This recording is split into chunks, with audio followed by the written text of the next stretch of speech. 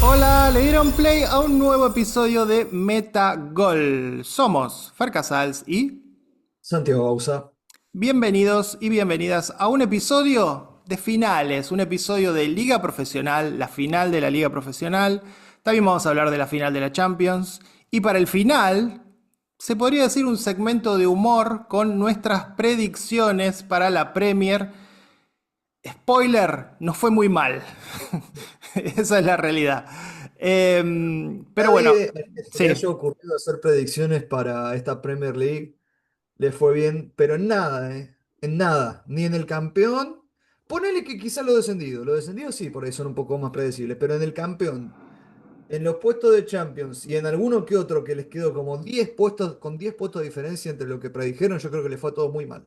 sí, sí, realmente fue una Premier rara en ese sentido, los candidatos y tal, bueno, todas esas cosas que uno prevé antes de empezar la liga, nos volvería a pasar ahora cuando, cuando vuelva esta nueva temporada, ¿no? Pero bueno, antes de ir directamente a la final de lo que fue la Liga Profesional de Fútbol, quiero que me cuentes un poquito de tu experiencia cubriendo para redes, para la AFA, el viaje a Santiago del Estero y especialmente ese contraste que mucha gente nota y señala acerca del estadio, ese estadio increíble, el Madre de Ciudades, un estadio europeo en un contexto de una provincia con altos niveles de pobreza también, ¿no? Toda esa cosa, ¿cómo la sentiste? No sé si lo conocías al estadio. De hecho, es la tercera vez que viajo a Santiago del Estero. Todas son por temas de laburo. Nunca, no he tenido la posibilidad todavía de viajar por moto propio ni por turismo, ni siquiera las termas, que por ahí es el destino que la mayoría elige en Santiago del Sí. Estero para ir de turista. Y las tres veces que he ido fueron dos para la final del torneo, o Copa de la Liga, como fue el año pasado, y después otra hace 2 años con el Día de la Nación para el Mundial Sub-20, Mm. que la Argentina jugó sus primeros dos partidos en ese estadio. Y fueron tres experiencias muy distintas, muy, muy, muy distintas. Con lo cual, la pregunta a la que ibas vos, yo creo que te la podría haber respondido de una manera cuando viajé con La Nación, porque me terminé quedando una semana allá en Santiago del Estero, con lo cual tuve mucho tiempo libre, pude ir viendo lo que podía hacer en Santiago en ese tiempo. Y en este caso, que viajé con la comitiva así de la liga profesional y nos movimos todo el tiempo juntos y básicamente estuvimos entrando y saliendo del hotel, de la cancha al hotel, y nos quedábamos ratos largos en la cancha, cenábamos en la cancha incluso todo. La verdad que mucha oportunidad de ver ese contraste no tuve, porque mi experiencia estuvo muy, muy, muy ceñida a lo laboral. Como suele Muy, pasar en ese tipo de coberturas, ¿no? Que estás del hotel al estadio, como señalabas, es exactamente así.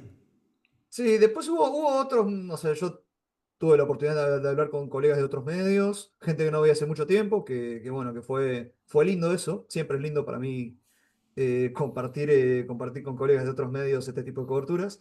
Y tuvieron también otros viajes, se han quedado unos días más, pero me parece que en lo que se trata de nosotros siempre fue la idea, ¿viste? Ir única y exclusivamente a hacer esto, volver y listo. Así que por eso te digo, quizás en otros años podría haber visto un poco más esto que vos decís. Este no tuve tanto la oportunidad porque estaba demasiado concentrado en lo que teníamos que hacer. Está bien. Sí, bueno, es algo que se señala un poco para magnificar el hecho de que un estadio está como un poco fuera de contexto, ¿no? Que ese estadio, si bien uno lo celebra, porque está buenísimo que haya un estadio ¿es realmente así? Te pregunto exactamente sobre tu experiencia en el estadio. ¿Te sentiste en algún momento como en un estadio europeo? ¿Es tal así? Es un muy lindo estadio. No, no, no te lo voy a negar. Es un muy, muy lindo estadio. Se nota bueno, que no solo que es nuevito, sino que está muy bien equipado. Las instalaciones son impecables. Creo que se ve bastante bien, por lo menos en mi experiencia, cuando tuve que ir al palco de prensa, se ve muy bien. Encima ahora que hice campo de juego allá, se nota que es un estadio que bueno, que está hecho precisamente para este tipo de ocasiones. Entiendo que en los últimos años igual han intentado, viste, llevar a cabo un montón de obras distintas en Santiago del Estero a nivel de deportes, porque lo quieren ubicar como una Claro. especie de punto focal del deporte. Bueno, creo que hay cancha de hockey, hay cancha de, bueno, se juega, hay turf allá también, hay vóley, si no me equivoco, así que quizás, Aprovecharlo, ¿no? sí, con la idea quizás un poco de movilizar un poco más de actividad económica en una provincia que de otro modo no tiene mucha actividad económica. Después la cuestión siempre está si todo lo que ingresa por ese tipo de obras o por este tipo de eventos se termina reinvirtiendo en las áreas más necesitadas, pero me parece que ese ya es otro tema, que bueno, que Sí. no sé si los dos estamos demasiado capacitados como Es para un, hablar de eso. es un tema para un podcast político que todavía no hicimos, Bueno, todavía. Pero bueno, vayamos a lo que fue el fútbol, la final Huracán Platense. Ya voy a ir con mi perspectiva de hincha de Huracán. Pero bueno, decir que llegan adelante. sí, llegaron dos equipos, Huracán un equipito prolijo, ordenado, un equipo con pinceladas de buen fútbol por momentos, y Platense un equipo más aguerrido, un equipo con mucha actitud, con muchas ganas de ganar, con mucha impronta de los técnicos aparentemente, y eso nos hemos enterado al menos en esta última semana. Pero me parece que fue una final mediocre que resulta un ejemplo perfecto de lo que fue un campeonato bastante mediocre, más allá de lo que mencionábamos la semana anterior, o al menos yo mencionaba, que es esto de que había renacido un interés por el campeonato que años anteriores no sé si lo tuvo, más allá de que, bueno, la final no fue la más atractiva del mundo, ¿no? Sí, o sea, yo la verdad que no sé si estoy tan de acuerdo con tu evaluación de Huracán como equipito. Yo creo que es un Huracán mejor que el que llegó hasta la última fecha del año pasado. A Coincido. pesar, a pesar de las pérdidas que tuvo, a pesar de perder al Alarcón, yo creo que Huracán se armó incluso mejor que el año pasado y que yo creo que había quienes podían llegar a tenerlo candidato incluso en los primeros, después de las primeras fechas del campeonato, con lo cual no es una locura ver a Huracán en una final. Eh, Platense, por otro lado, sí fue obviamente una enorme, enorme sorpresa. Yo tuve la fortuna de seguir la campaña de Platense bastante porque, bueno, es una cancha a la que me mandan mucho a cubrir simplemente por el hecho de que no está tan lejos de mi casa como otras. Así que lo vine teniendo bastante visto y yo veía que era a todos los equipos. Lo viste crecer, ¿no? Sí, crecer y en realidad ver cómo terminaba siendo una piedra en el zapato de todo equipo el que se enfrentaba, a todos. O sea, todos terminaban renegando el hecho de tener que ir a jugar contra Platense y terminó siendo para mí la gran... no por violento, no porque se sientan, viste, perjudicados por el árbitro, no por cuestiones que uno podría llegar a pensar que son injustas, sino simplemente por ser un equipo que se ha armado de una manera que es muy difícil para los rivales jugar contra ellos, porque es un equipo que en las divididas te las gana absolutamente todas, todas, absolutamente todas, que es muy vivo para reducir al rival a su mínima expresión.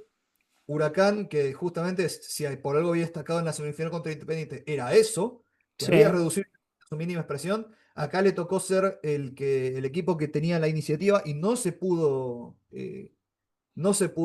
ubicar de esa manera. De hecho, a mí me pareció que Platense durante los 90 minutos fue mejor y por lo tanto lo, no, y teniendo esto en cuenta, más allá de lo que fue el nivel de ambos equipos, que es, a ver, en cierta medida lo que pueden aspirar ambos equipos en cuanto a nivel, en cuanto Sí. a el plantel que tienen ambos jugadores, quizás Huracán, yo esperaba un poco más de Huracán en la final.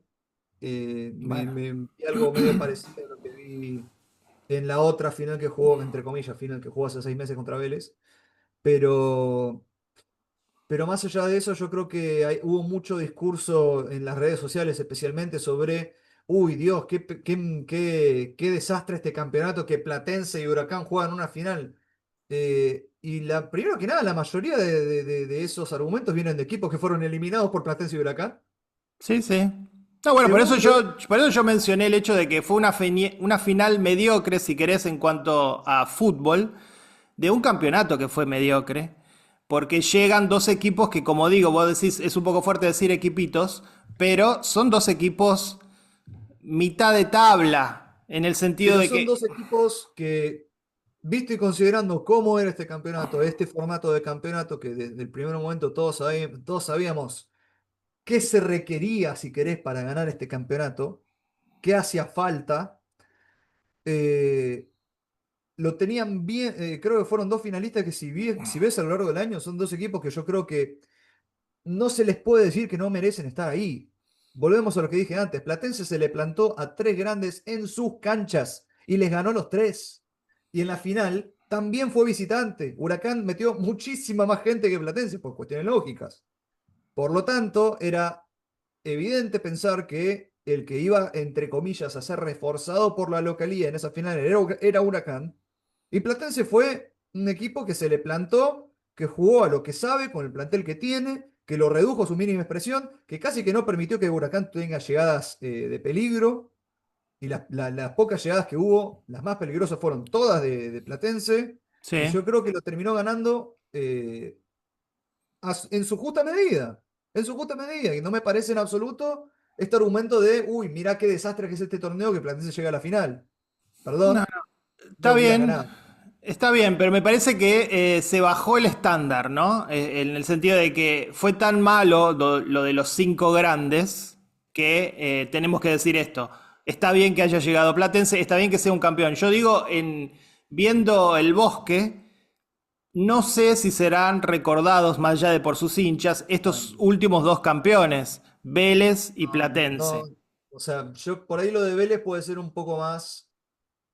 Te puedo llegar a dar el argumento simplemente porque Vélez tuvo mejores equipos, mucho mejores equipos que este, mientras que para Platense Platense no, claramente no. Platense no, este es sin duda el mejor equipo de Platense. Así, o sea, yo creo que vamos a recordar esto como recordamos al Banfield de Falcioni, tirar un ejemplo, que incluso considerando que tuvo una estrella, un jugador que terminó siendo una estrella mundial en el plantel como James Rodríguez, eh, no sé si podés llegar a decir que fue un equipo que jugaba un fútbol deslumbrante, pero es Banfield.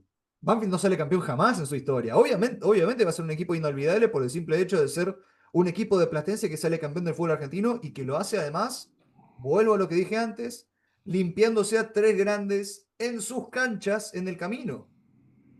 Está bien, lo valorás desde ese lado y claramente es la misma valoración que tiene el hincha, ¿no? El hincha de Platense creo que está caminando sobre las nubes en este momento. Eh, Todo lo contrario, caminando por el infierno se encuentra el hincha de Huracán. Una vez más, destrabamos como hinchas una nueva humillación, que es perder contra un equipo como Platense, que nunca había salido campeón. Todo el respeto a Platense, pero digo, es bastante humillante perder con un equipo como Platense una final de un campeonato para un equipo que supo ser el sexto grande. Para mí la grandeza se revalida y Huracán no la está revalidando. 52 años sin salir campeón. Peor era si la final era con San Lorenzo. Es decir, de No. última esquivaste una bala que se podría haber convertido en nuestro Madrid. Igual, ojo, ojo. Yo creo que si la final, decime si estás de acuerdo conmigo en esto, pero yo creo que si la final era Huracán San Lorenzo, la presión estaba sobre San Lorenzo.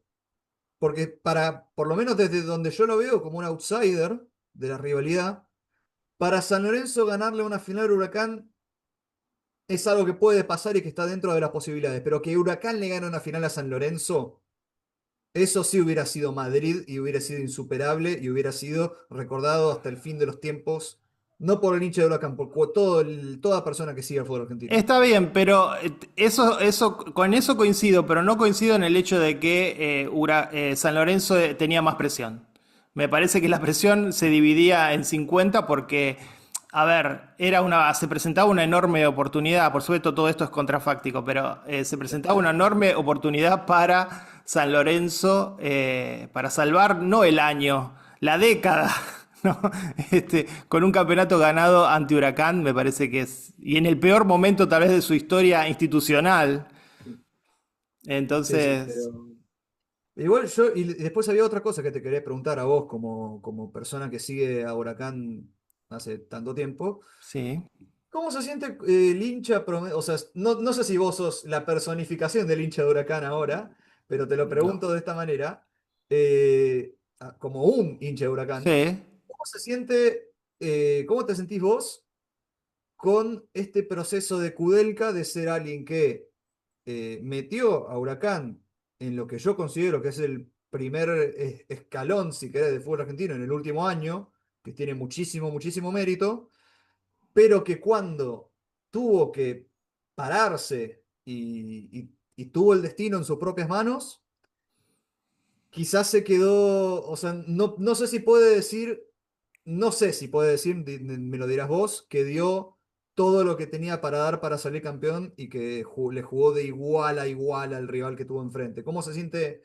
el hincha de Huracán frente a un momento que en la bigger picture, si querés, es muy positivo, pero que por ahora no lo puede, como dijo el propio Kudelka, coronar? Pusiste el dedo en la llaga de una vieja discusión que tienen todos los hinchas de Huracán de, digamos, los últimos 15 años, que es, no podés pretender pelear arriba con técnicos que no son de primera, es decir, que no son de primera categoría. Huracán nunca tiene un técnico a la altura de su historia. Por supuesto, repito, su historia está por el suelo desde hace muchos años y se ha perdido grandeza. Se ha perdido grandeza. Esto es algo que le duele escuchar a muchos hinchas, pero es la realidad. No podemos seguir levantando el estandarte del 73 y de Babington. Y entonces, a la vez es el huevo y la gallina, porque ¿qué técnico de prestigio va a venir a Huracán? Justamente, ¿no? Bueno, Entonces, la posición donde Huracán está hoy, ¿no puede traer un técnico de prestigio? yo Con creo que jugadores no. naturalizados, Eh, con jugadores que además salen de las inferiores y la rompen, como Leonel Pérez, con un Huracán que ha peleado 2 campeonatos consecutivos. ¿Todavía sigue sin tener el atractivo como para traer un técnico a la altura de eso? ya ves que no. Yo creo que va a seguir Kudelka, que me parece que Huracán va a estar peleando, no te digo el campeonato, pero va a estar peleando arriba. Si se mantiene, ya se está hablando de que obviamente van a vender a Masanti, ¿no? El único jugador bueno que tenemos, Bueno, lo van a vender automáticamente. Pérez Entonces, es bueno, Milhavich es quizás el mejor jugador del fútbol argentino hoy por hoy. está bien, está bien. Vamos a ver, que no empiece con Masanti un decante de todos estos jugadores. Por eso digo, la salvación, y esto nos retrotrae a un viejo episodio, la salvación es que Huracán se convierta en una sociedad anónima. Entonces ahí sí vas a poder traer un técnico acorde a la historia de Huracán, a la historia muy vieja y muy pasada de Huracán, y jugadores que acompañen a un técnico que busque ganar el campeonato y ganar la Copa Libertadores. Si San Lorenzo pudo, si Vélez pudo, ¿por qué no puede Huracán? Bueno, desde hace 20 años Huracán no puede soñar con ninguna de esas cosas. Ahora está la Copa Sudamericana, que paradójicamente estaba viendo el árbol y tiene el camino bastante allanado hasta semifinales, Huracán, te diría. Así que sería interesante eso, a ver si finalmente después de esta decepción se nos da por el lado sudamericano. Eh, pero bueno, me parece que es un perro que se muerde la cola, Huracán, históricamente. Estoy hablando de los últimos 20 años. Y bueno, en eso quedamos. Y con respecto a Platense, creo que es todo positivo, ¿no? No hay nada que se pueda decir en contra. Me gustaría que menciones algo acerca de la dupla técnica y de cómo juega Platense, porque es interesante ver que dentro del fútbol argentino, este equipo de Platense, más allá de las ganas, de lo que corren, cómo se disponen tácticamente, ¿no? Y mirá, yo creo que han sido bastante directos, tanto ellos como los propios jugadores, con el capitán Nacho Vázquez a la cabeza, el hecho de que son un equipo que no teme ceder la pelota, no teme ceder la posición, pero que aún así pareciera que los partidos se juegan de la manera que ellos quieren. Porque son un equipo que limita muchísimo, pero muchísimo las capacidades ofensivas de los equipos. O sea, incluso un River que venía en alza Sí, sí. consiguió limitarlo muchísimo, más allá después de lo que haya pasado en ese segundo tiempo, que eso será otro tema. De un Racing que también, o sea, hemos visto cómo ha pasado por arriba de equipos dependiendo de cómo se levanten en la mañana. Sí. También lo han sabido. Es un equipo que siempre me parece que tuvo la capacidad de jugar el partido, hacer largo el partido, me parece. De ir cerrando los espacios, de ir ganando divididas, de ir con una intensidad muy, muy, muy marcada y que a medida que se va pasando el tiempo en los partidos, que se le haga, si querés, que se fastidie o que se impaciente el rival y ahí por ahí es cuando empieza a dejar un poco más de huecos, empezar a eh, abrirse un poco en defensa y yo por eso siempre noto que los segundos tiempos de Platense son bastante mejores tienden a ser bastante mejores que los primeros. Y bueno, así por ejemplo le llegó el gol contra San Lorenzo, a sí le llegó el gol contra el propio Huracán. Yo creo que tranquilamente le podría haber convertido otro River si no fuera por una tapada que no se puede creer la suerte que tiene Armani ahí. Sí. Me parece que te acordás de cuál estoy hablando. En el segundo tiempo también es que le hace el gol a Racing.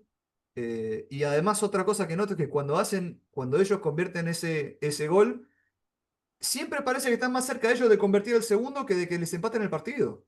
Que eso me parece que también es un valor que le respeto mucho a Platense, que más allá de que sus resultados tienden a ser cortos, vos ves el desarrollo de los partidos y la realidad es que siempre parece que están más cerca de ellos de aumentar el marcador que se les empate en el partido. Y esta idea también hasta te diría visual, ¿no? De que parecen más, ¿no? Cuando son atacados parecen más, parecen 12, 13.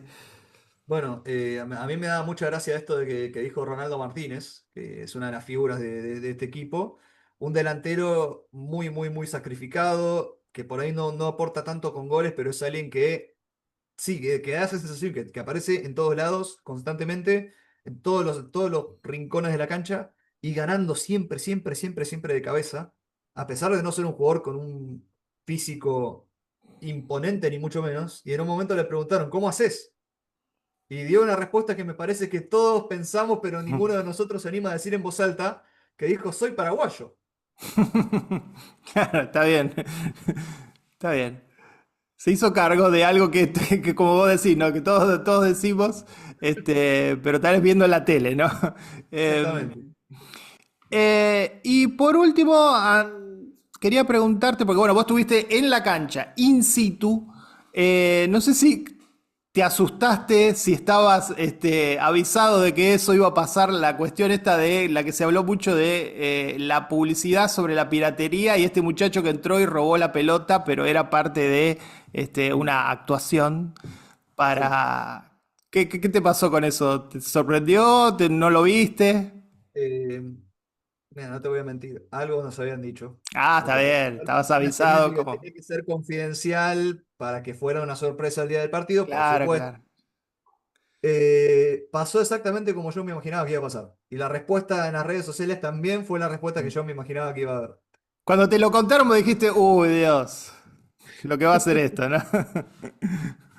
Bueno, como dice el flamante nuevo técnico de Boca, son momentos, son decisiones. Son momentos judiciales. La misma decisión que, bueno, que viene siendo también esta de el premio al equipo campeón, algo que también tuvo su repercusión en redes con gente comparando con la liga uruguaya que paga más, la Bueno, hay una, liga hay una cuestión, peruana.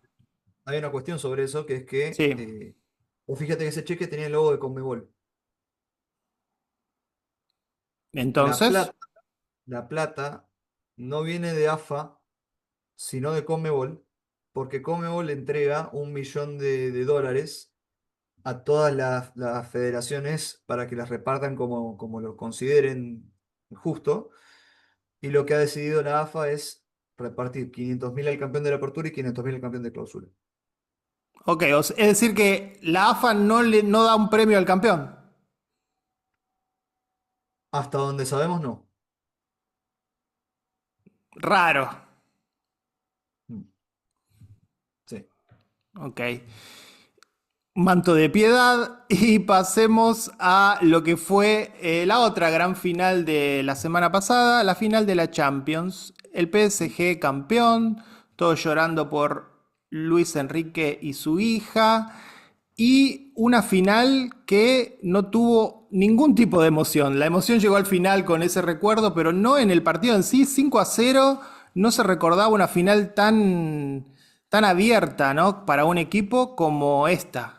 ¿Qué sentiste con el PSG Y la campeón? verdad que extraño. Fue extraño porque creo que todos pensábamos en esta final como, viste, el típico, la típica cuestión de la fuerza imparable y el objeto inamovible. Este ataque del PSG, que era uno de los equipos más fluidos del mundo a la hora de atacar, con muchísimo talento, muy, muy, muy joven y muy habilidoso y muy gambeteador y muy rápido y muy adepto para moverse por todas las zonas del ataque, contra un Inter que se caracterizaba en gran manera por ser todo lo contrario del PSG, un equipo de experiencia, un equipo creo que es el equipo más viejo de esta temporada de la Champions, el único que superaba la media de edad de 30 años y un equipo que se caracterizaba por defender muy bien, por cerrarse, por incluso aguantar, además, en la semifinal al otro gran, gran, gran equipo ofensivo de esta temporada, como fue el Barcelona de Flick, con Sí. otros grandes talentos jóvenes. Y creo que nadie se esperaba. Por ahí había gente, obviamente, que podía llegar a predecir que el PSG podía salir campeón. Creo que nadie pensó que podía ser por esta diferencia. Nadie. Pero es que el Absolutamente. Inter realmente fue un fantasma. Realmente no vimos algunas de las características que vimos en Inter en otros partidos, en las semifinales. No sé qué pasó ahí. También había, creo yo, y esto también lo conecto un poco con Platense, había una confianza, se notaba una confianza tremenda en el equipo, que este es nuestro momento. A veces no sé cuánto pesa lo psicológico cuando una pelota rebota, pero pesa algo. Y me parece que a veces en el fútbol se dan estas cosas de equipos que vienen con muchísima confianza y que te pasan por encima más allá de sus limitaciones. Que me van a decir, PSG no tiene limitaciones, pero, porque es un gran equipo, pero también recuerdo que, digamos, perdió en esta misma Champions League, ha perdido partidos con Aston Villa, con Liverpool, con Bayern, con el Arsenal. Sí, no, y arrancó muy vulnerable esta Champions League. El PSG entró casi por la ventana en el playoff.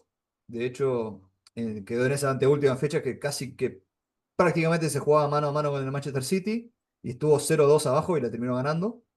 Y quizás una vez que miremos para atrás podemos hablar de ese partido como el punto de inflexión del resto de la temporada del PSG, diría de acá a convertirse en uno de los grandes dominadores del fútbol europeo, campeón del triplete, además hay que agregar, Ganó la eh, Copa de Francia, ¿no?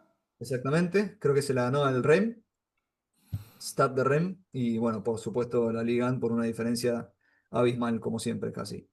Y, y el Inter, por su parte, yo creo que también, así como vos hablas de la confianza, el Inter venía de un golpe complicado de llevar, que fueron esas últimas dos fechas de Serie A, donde estuvo en las últimas 4 o 5 fechas, perdió la ventaja con el Napoli, pero pudo superarlo por un mal partido de Napoli en la anteúltima fecha, pero se le escapa contra Lazio y después ya no le alcanza con el triunfo en la 38 contra el Como, a pesar de que había jugado con un plantel muy rotado, precisamente pensando en esta final, el golpe debe haber sido duro. En el medio también tenía la incertidumbre sobre la continuidad del técnico Simone Inzaghi, que Sí. más o menos en la misma semana de la Champions se, se habló constantemente de la oferta que tenía de Al Hilal de Arabia Saudita, con la chance de jugar al Mundial de Clubes además. que curiosamente el Inter también lo juega, así que veremos qué pasa ahí.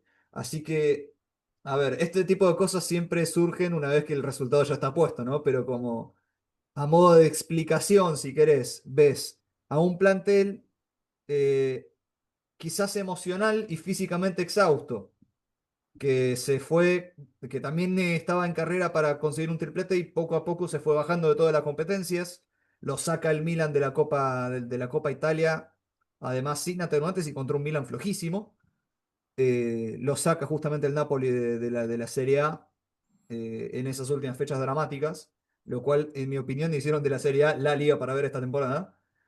Y ahora en la Champions llegan todos estos jugadores casi que entre algodones, muchos de ellos rotados en esa última fecha, comparado a esa última fecha de Serie A. Lautaro Martínez se notó, por ejemplo, que se arrastraba prácticamente, no estaba Sí. ni cerca del 100% de las condiciones físicas para jugar. Ya venía Eh, mal en las semifinales, ¿no? sí, Recordemos que venía con sí, una sí. lesión. Sí, también es un milagro que haya jugado esa semifinal, le dicen muchos alrededor del club. Así que es un equipo que que ya de por sí es un equipo viejo, entre comillas, es un equipo experimentado, es un equipo que no se destaca por su velocidad, jugando contra un grupo de pendejitos, sub-23 que te corretean toda la cancha y que, tal como se veía también en este video que se hace viral de Luis Enrique pidiéndole a Mbappé que se sacrifique por sus compañeros. Sí. Ahora todos hacen ese sacrificio que Luis Enrique pedía. Y no sé si se hace lógico este resultado, porque de vuelta nadie de nosotros esperaba que esto terminara así, pero se explica un poco más, me parece. Y se explica también en esa ronda, en esa rotación constante que tiene el PSG a la hora de plantarse en la cancha, donde literalmente vos ves algún jugador que decís, pero pará, ¿por qué está ahí este? ¿No? Y de repente ves está bien, la polifuncionalidad, todos los técnicos la usan, más en el fútbol europeo, pero en el PSG se ve como un desorden ordenado, ¿no? Sí, igualmente es algo distinto en realidad, porque en realidad lo que a lo que nos hemos acostumbrado en los últimos 15 años, por lo menos, del fútbol europeo, del fútbol de élite, es en este régimen casi posicional, donde todos los jugadores conocen perfectamente su rol, conocen perfectamente qué es lo que tienen que hacer y desarrollan esas tareas de manera casi rígida.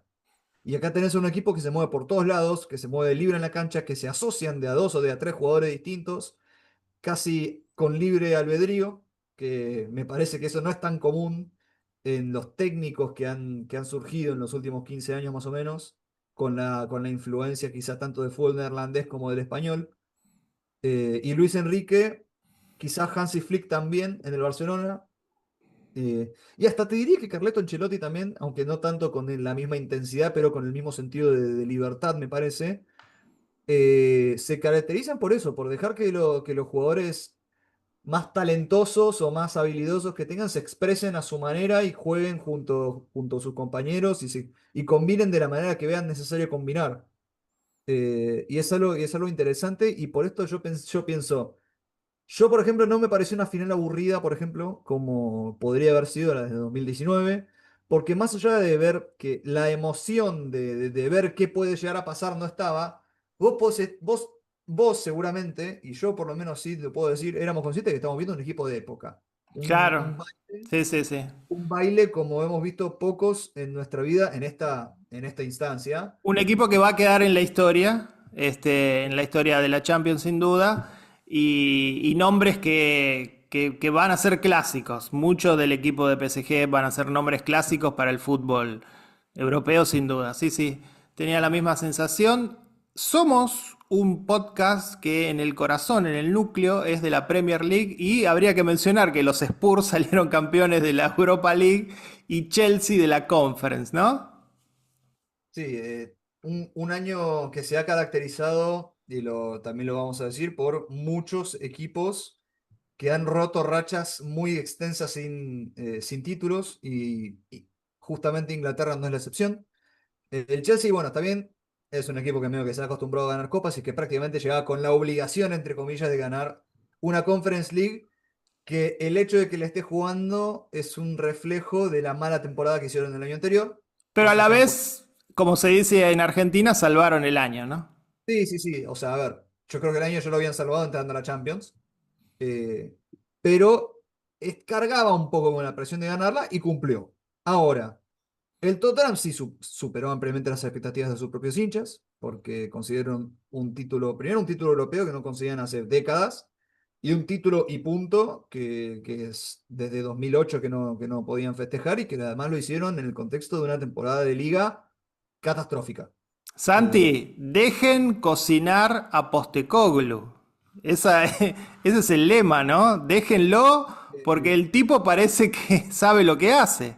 es gracioso que vos lo digas, Fer, porque ahora Qué todos los rumores exagerado. apuntan a que lo van a echar. Bueno, de locos, No lo han dejado cocinar. de locos. Sí. Es una Pero mala no es porque el decisión. Tottenham. Yo creo que no es una mala decisión porque además te estás poniendo de contra a el plantel, a la hinchada. Cuando parecía que, a pesar de todo lo que sufrieron esta temporada, al final Postecoglou logra unificar a todos.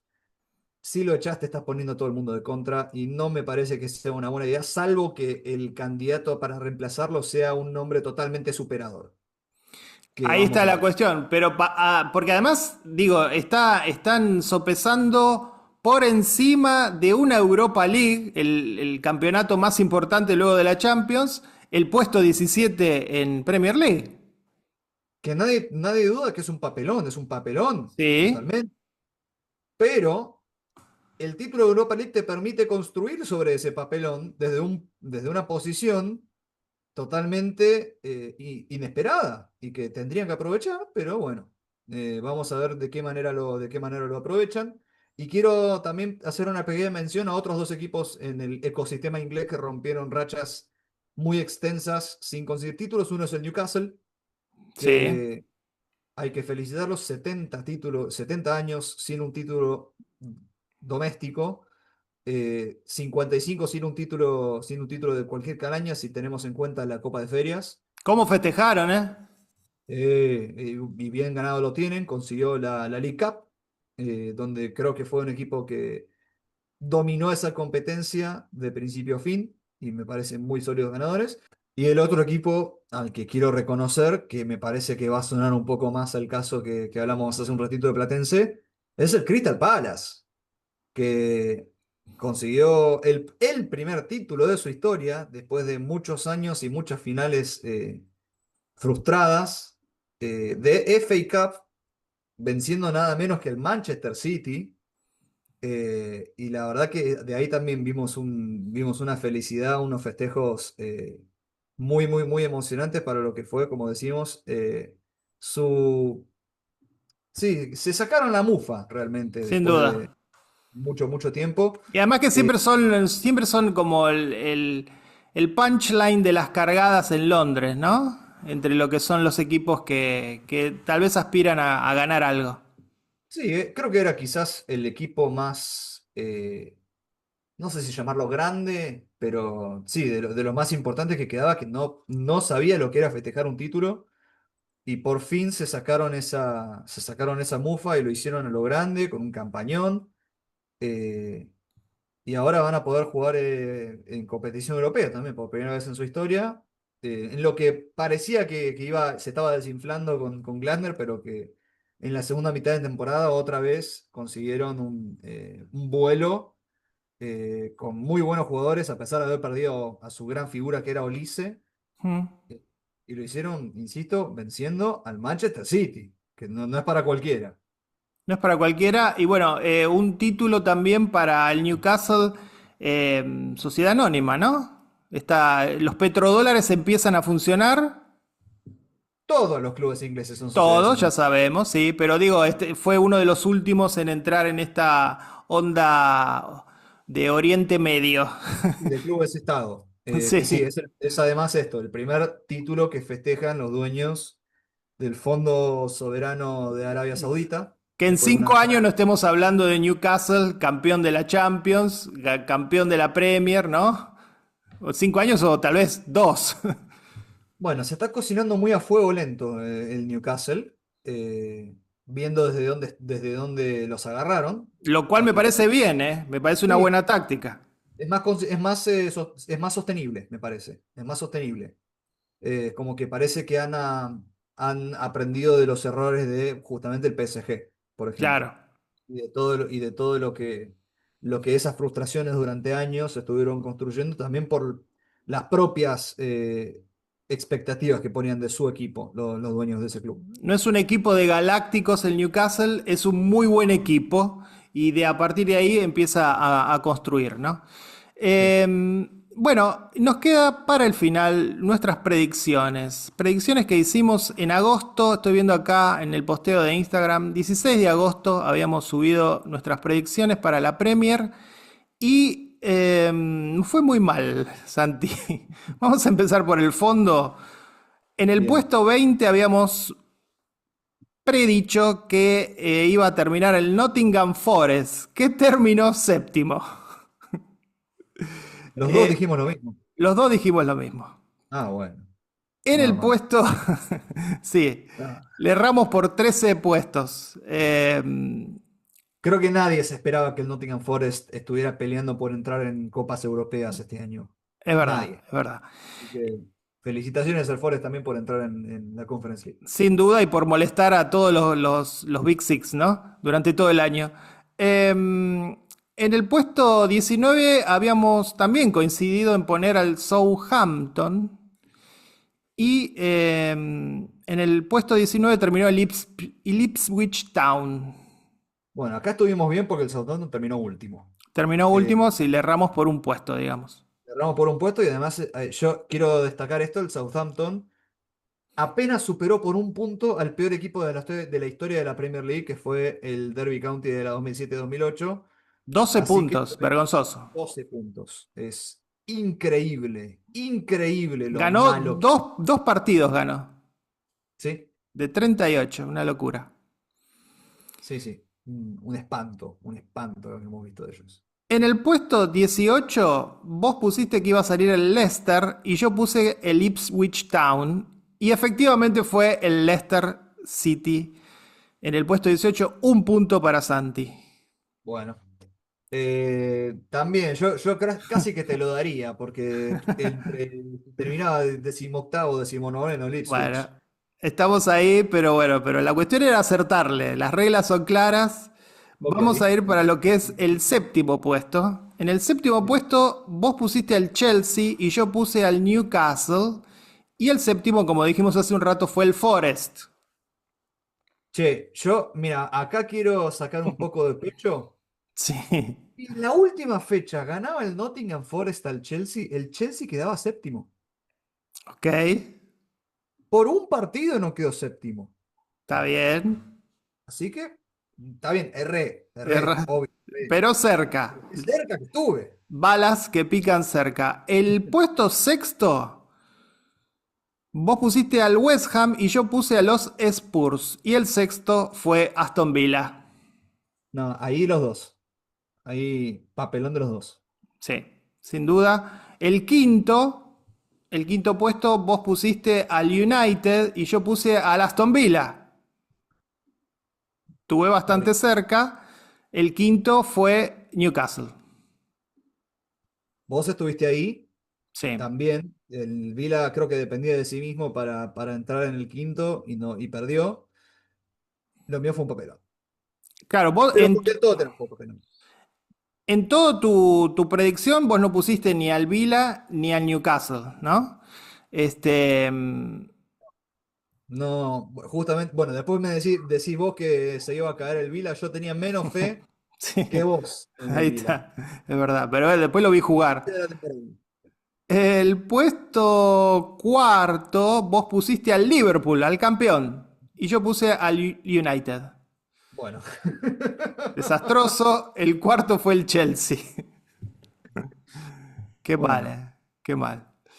En el puesto 3 habíamos dicho yo al Liverpool y vos a los Spurs. Muy lejos, muy lejos. El puesto 3 lo ganó el Manchester City, 71 puntos. Y lo que fue el campeón y subcampeón, Vos habías dicho campeón Arsenal, subcampeón el City y yo lo opuesto. Campeón el City, subcampeón Arsenal. Acerté, tengo mi Ujú. puntito. Pero ¿a qué Eh, costo? ¿A qué costo, no? Realmente de todas nuestras predicciones acertamos una cada uno. Sí. Eh, Así que bueno, paupérrimo. Paupérrimo, igual te digo, bienvenido, porque lo último que quiero es tener una Premier League predecible. Es verdad, eso está bueno Dicho siempre. esto, dicho esto, y no voy a hacer. Pará, dicho esto, los últimos 8 campeones son el City y el Sí, Liverpool. sí, a saber. Lo digo, o sea, quiero poner paños fríos sobre esto. La verdad, no te voy a mentir. No fue una gran Premier League para seguir semana a semana, porque se movió muy poco. El campeón Sí, ya se sabía con meses de antelación. Los tres sí, descendidos se sabían con meses de antelación. Lo único que estuvo medianamente en juego fueron los puestos europeos. sí. Pero si lo único que hay en juego son el cuarto, quinto, sexto puesto, no es una gran. No es algo como para jactarse para No mí. fue una gran Premier, lo que sí siempre tiene la Premier, y que tal vez coincidas, es que los partidos están buenísimos. Y el espectáculo futbolístico se da, más allá de que Depende. después no se pelee por la punta como pasó este año, ¿no? Sí, sí, depende. O sea, yo creo que también un poco termina reflejándolo la cantidad de puntos que sacó el Liverpool, y así toda la diferencia que sacó el Liverpool con el resto de los equipos, que hasta se dio un poco el lujo de sacar el pie del acelerador una vez que se aseguró el campeonato. Y también lo fea que estuvo la pelea por la no pelea por el descenso. Yo creo que se terminaron como planchando todos los equipos, se terminó nivelando todos. Bajaron los de arriba y subieron un poco los del medio, pero como era tan fácil sacar puntos de los de abajo, se terminó amesetando todo en la tabla. Y eso también me parece que por eso terminó sufriendo, entre comillas, un poco la calidad por ahí de la competencia. Y esperemos que el Leeds, el Burnley y el Sunderland, que suben desde el Championship, especialmente el Sunderland, que estuvo en la más absoluta miseria y ahora vuelve a la Premier League, muestren un poco más de pelea, por favor. Eso te iba a decir, predigo, ya que me fue tan bien con las predicciones, predigo Bueno, que especialmente el Sunderland y el Leeds van a estar peleando la mitad de la tabla. No va a ser como suele pasar que los descendidos caen al fondo y duran un año en la Premier, ¿no? Me parece que va a estar lindo ver al Leeds y al Sunderland, especialmente porque tienen esa hinchada que es muy fiel y eso me emociona, me da ilusión. Cuando suben equipos con tradición, que es algo que es tan característico del fútbol inglés, ¿no? vamos a ver cuando nos toque hacer las predicciones antes del arranque de la próxima temporada. La verdad que me gusta que tengas esa fe. Me gusta que tengas esa fe. Yo creo que o sea, ahora a priori, sin saber nada, yo le pondría más fichas al Sunderland que al Leeds, simplemente porque no me Mirá, parece un muy buen técnico Fark para la Premier League, Daniel Fark, que ya demostró que le queda muy grande. Espero equivocarme. bueno, veremos. Eso será la próxima vez que nos volvamos a encontrar. La próxima vez que ruede la pelota, volveremos con Metagol. Hasta aquí el programa de esta semana. Somos Fer Casals y Santiago Bausa. chau chau.